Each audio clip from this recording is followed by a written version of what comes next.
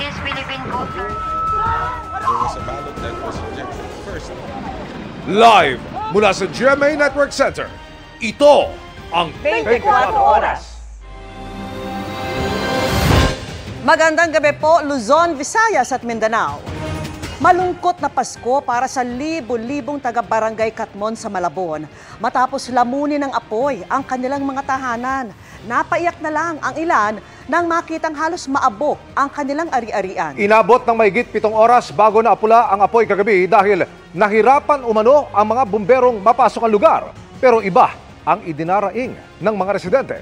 Nakatutok doon live si Ian Cruz. Ian. Vicky Emil, tumagal nga ng may 7 oras ang naganap na sunog dito sa Katmon, Malabon. Kaya naman nasa 1,000 pamilya ang nawalan ng tirahan. Kaya ang hinihiling lang ngayon, kagyat na tulong. Sa laki ng sunog sa barangay Katmon sa Malabon kahapon, nabalot ng makapal na itim na usok ang himpapawid. Magit 7 oras ang itinagal bago tuluyang naapula ang sunog mag-alas 12 ng hating gabi. Hindi bababa sa 80 truck ng bumbero ang rumesponde. Ganito na ang itsura ng lugar ngayon. Naapo ang mga bahay at pinatag ng apoy ang komunidad. Sa kabila ng malawak na pinsala, walang naitalang nasawi.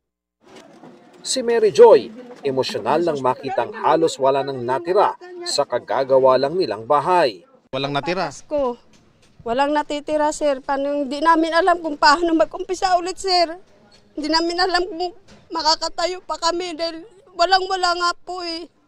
Ang kanyang mister na pinuno ng samahan ng mga residente sa lugar, hindi rin maiwasang maiyak sa sinapit ng kanilang magkakapitbahay. Sana bigyan man kami ng kunting tulong. Kakaiyak. Laming mga senior citizen na nagsasalita sa akin, ha? Kuya, nagpukuya sila sa akin kahit senior na. Tulungan mo naman kami. Sabi ko wala akong maitulong dahil wala rin akong pera eh.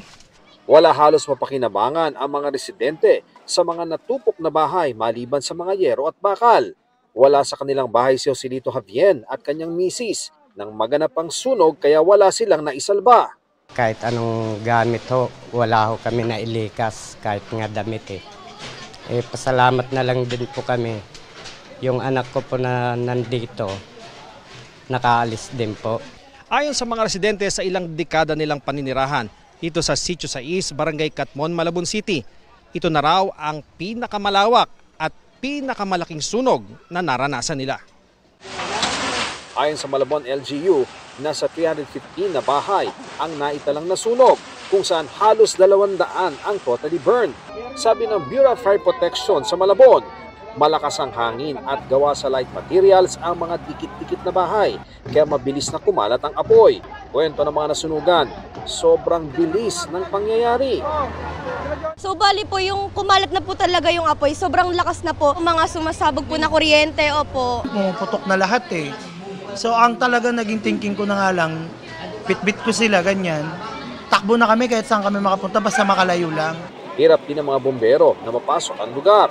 Ang hindrance natin is maliliit yung iskinita, access road going to dun sa nasusunog. And then, dikit-dikit din kasi yung mga bahay.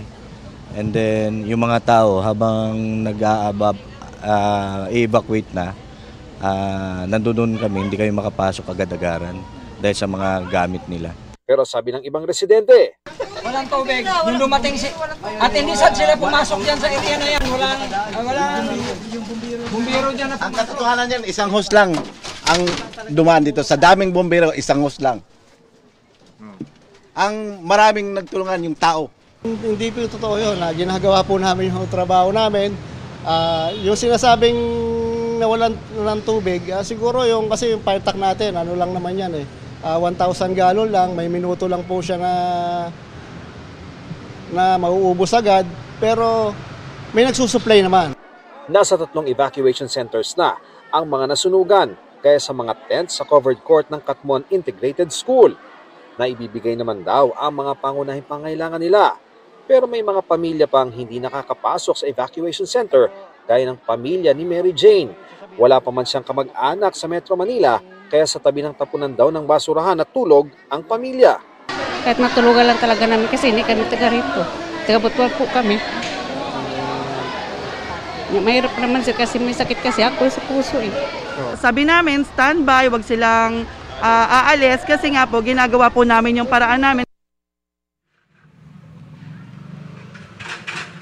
Emil, ayon sa mga taga CSWD Malabon na nakausap natin, ginagawa daw talaga nila lahat ng paraan para nga mabigyan ng tutuluyan ngayong gabi yung mga nasunugan at may inilalaan na rin daw na 2 pang espasyo sa ilang barangay nila dito sa lungsod ng Malabon. Yan muna ang latest mula rito sa Katmon, Malabon. Balik sa iyo, Emil.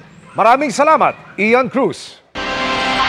Tinawag ni Senador Joel Villanueva na harassment ang plano sana ng ombudsman na ipadismiss siya sa serbisyo dahil sa isang naunang kaso kaugnay ng pork barrel scam.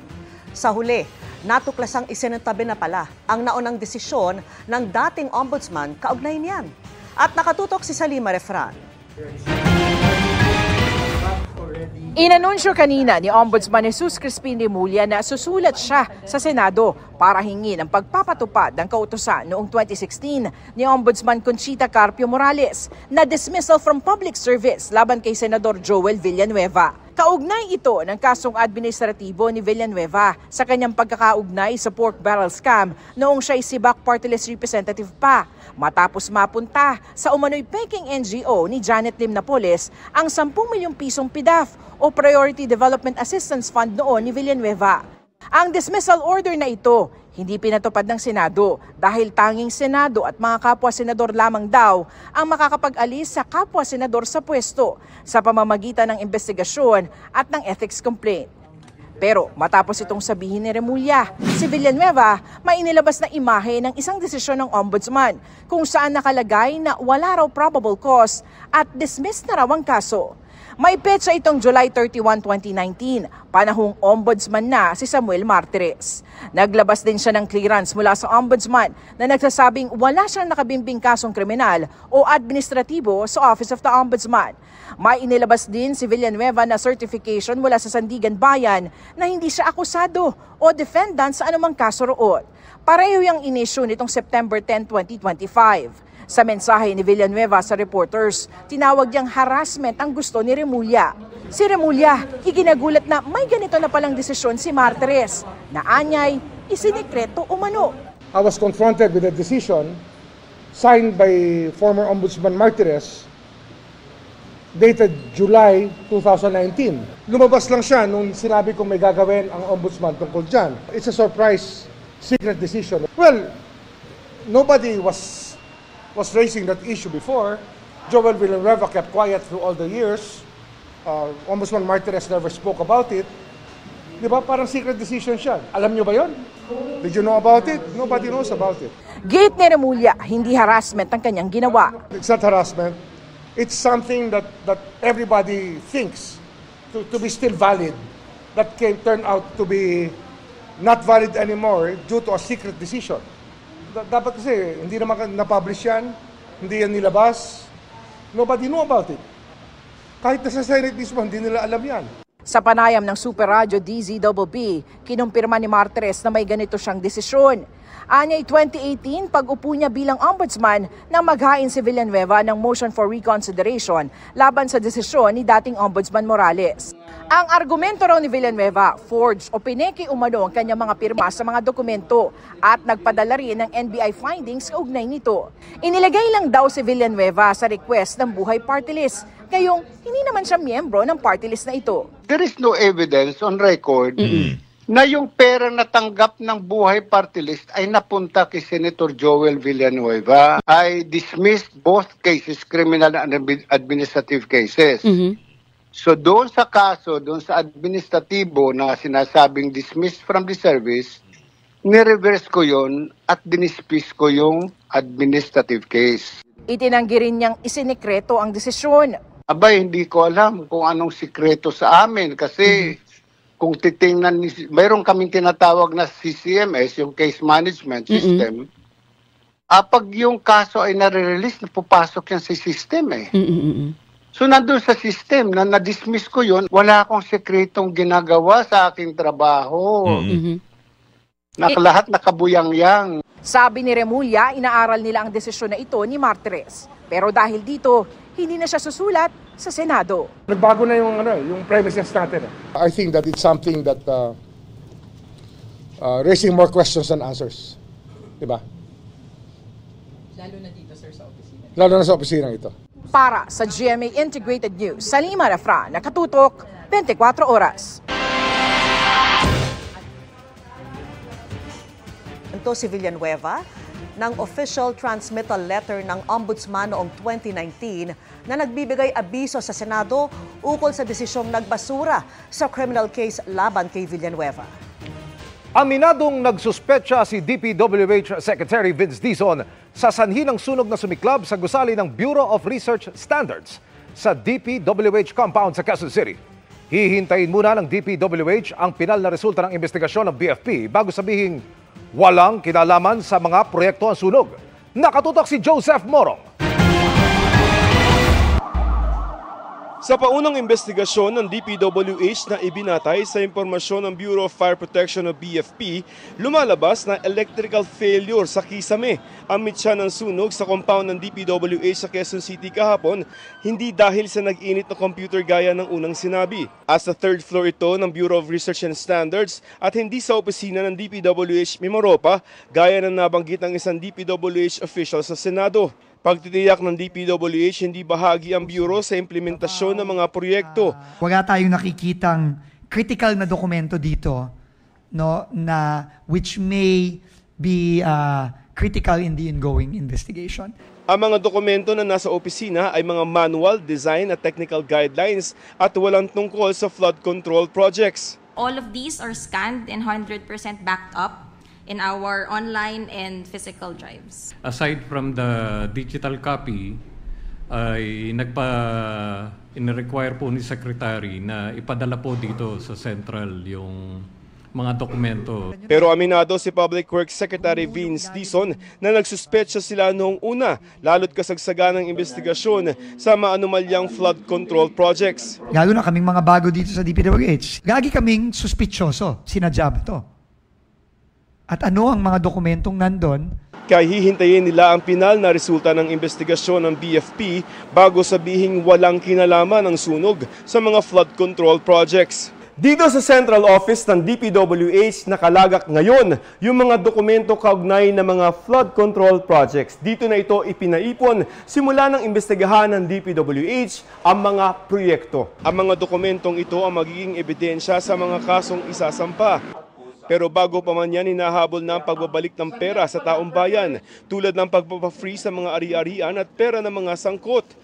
Maghahain din ng civil forfeiture case sa Regional Trial Court 6 na buwan matapos ang freeze order, kaya hindi na kailangang hintayin ng hiwalay na kasong kriminal at desisyon dito. Ayon sa Anti-Money Laundering Council na tumutunton sa daloy ng iligal na pera, may 5.2 billion pesos na halaga ng mga ari-arian at pera ng mga nasangkot ang na-freeze na ng Court of Appeals. Pero maaaring mas malaki pa ang palitan ng pera kung cash ang ilang transaksyon, tulad ng nabanggit sa Senado na delivery umano ng mali-maletang pera. You can imagine that the flow of money was by cash. So it's difficult to really trace how the money went about. Maaari anyang silipin ang mga text ng mga sangkot. One way or the other, the exchange of money was done through a text message between the official and the contractor. O kung paano sila gumagastos. Katulad ng magpagbili po ng mga personal and real properties. Maaari ring makabawi ng pera sa multa kung mapatunayan ng Philippine Competition Commission o PCC ang sabwatan sa bidding, tulad ng ginawa umano ng mga kumpanya ng mga diskaya. Hindi ito mahabang trial kundi palitan lamang ng mga pleading. Indirectly, it's a way of getting the money back. It's because through fines, not through restitution. Iba pa yon. Okay, kay Ombudsman Boying po yun. At saka kay Solgen. Hindi biro na magbayad ng 100 million to 200, 110 million to 250 million per violation, per violation yun, ilan ang kontrata ni Diskaya? Di ba 1,000? Para sa GMA Integrated News, Joseph Morong, nakatutok 24 oras. Pagkatapos ng mahigit 1 taon ay naaresto na ang isa sa mga suspect sa pananambang sa presidente ng Association of Barangay Captains ng Bulacan at kanyang driver. Nakatutok si June Veneracion. Sakay ng SUV ang presidente ng Association of Barangay Captains ng Bulacan na si Ramil Capistrano nang mapadaan sa isang kalsada sa Malolos City gabi noong October 3 noong nakaraang taon. Pagdating sa pakurbadang bahagi, naghintuan ng iba pang sasakyan at may mga nagtakbuhan. Pinagbabaril na pala noon ng SUV. Patay si Capistrano at kanyang driver at mahigit 70 basyo ng bala at live ammunition ang nakuha sa crime scene. Pagkalipas ng mahigit 1 taon, hindi ka maano ha? Ano nangyayari sa iyo masama? Salamat ka, nakuha ka namin ng mga. Naaresto sa bahay ng kanyang pamilya sa Navotas City ang isa sa mga suspect sa pananambang. Through the positive identification of the witnesses ay kasama siya doon sa araw na kung saan pinatay yung ating biktima. So itong suspect na to, nag-act po siya as a driver. Kasama sa isang gun for hire group ang suspect na 2 buwang sinurveillance, kaya na lamang buwan-buwan kung umuwi sa kanyang pamilya sa Navotas. Wala pa siyang pahayag. Hanggang ngayon, hindi pa matiyak ng PNP kung ano ang tunay na motibo sa krimen. 3 bang suspect sa pagpatay sa presidente ng Association of Barangay Captains ng Bulacan at kanyang driver nung nakarang taon ang pinaghahanap ng PNP. Kabilang ang isang na-dismiss na pulis na siya raw leader ng gun for hire group. Palipat-lipat yung mga suspect. We have established areas, not only in Metro Manila, not only in Region 1, not only in Region 4B. So dito na po kami nakafocus ngayon. Para sa GMA Integrated News, June Veneracion, nakatutok 24 oras. Nadakip sa Quezon Province ang suspect na gumagawa umano ng sumpak at illegal pang nagre-repair ng mga baril. Ayon sa mga otoridad, sangkot sa krimen ang kanyang mga parokyano. Nakatutok si John Consulta. Exclusive. Kuha ng surveillance video ng Regional Intelligence Division Special Operations Unit ang aktual na pag-aayos ng baril ng kanilang target sa Unisan, Quezon. Bukod sa illegal na pag-repair ng mga baril, gumagawa rin ng sumpak ang 42 anyos sa suspect.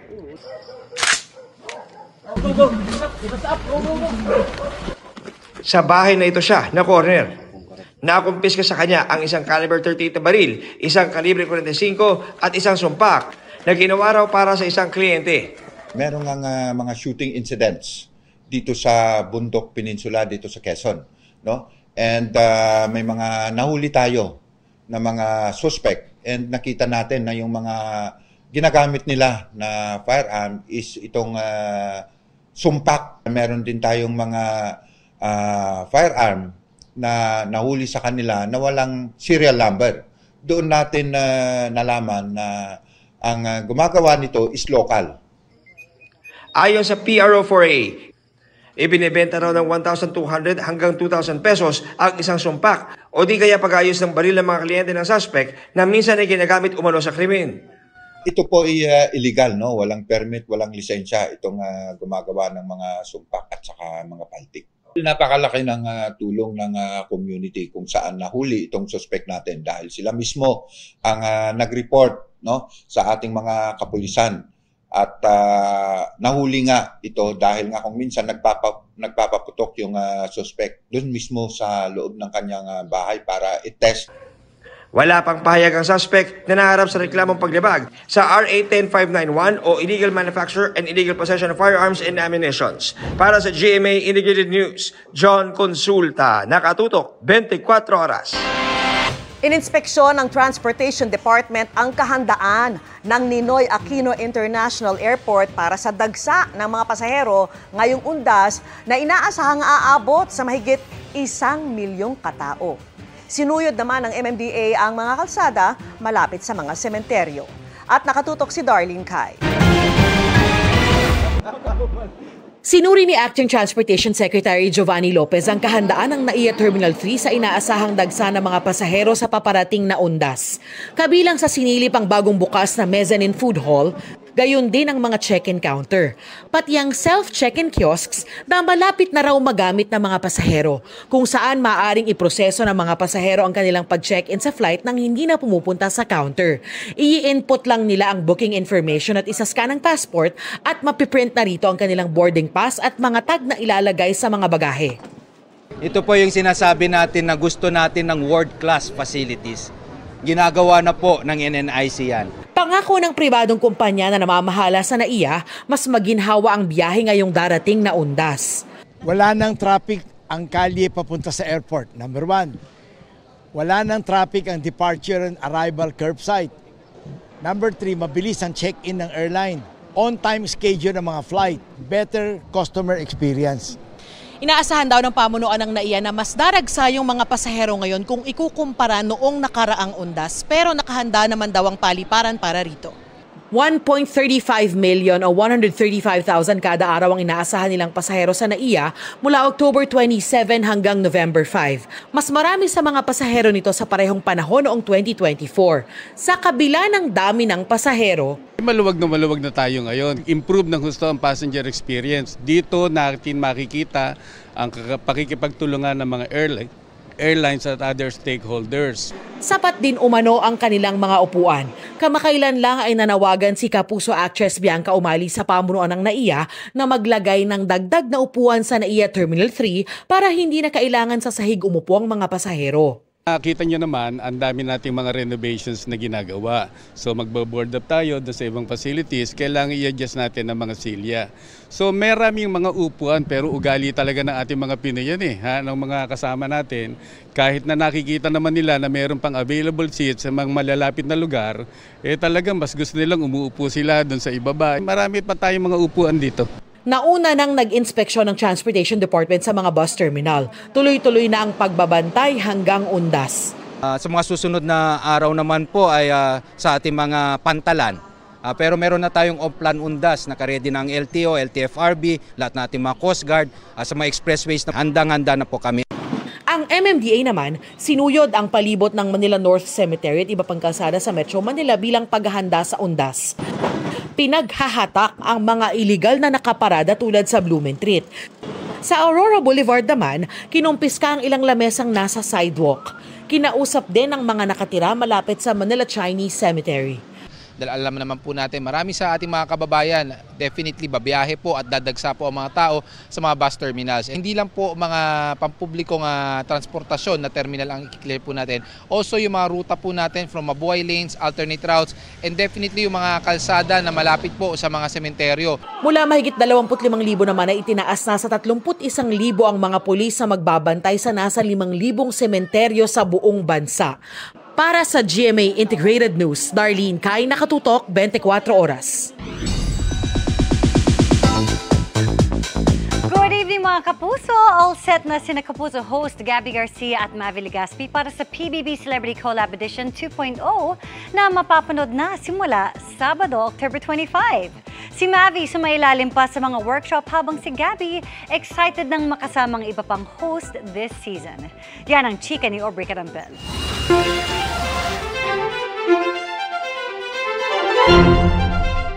New flavor and different twists ang aabangan sa PBB Celebrity Collab Edition 2.0.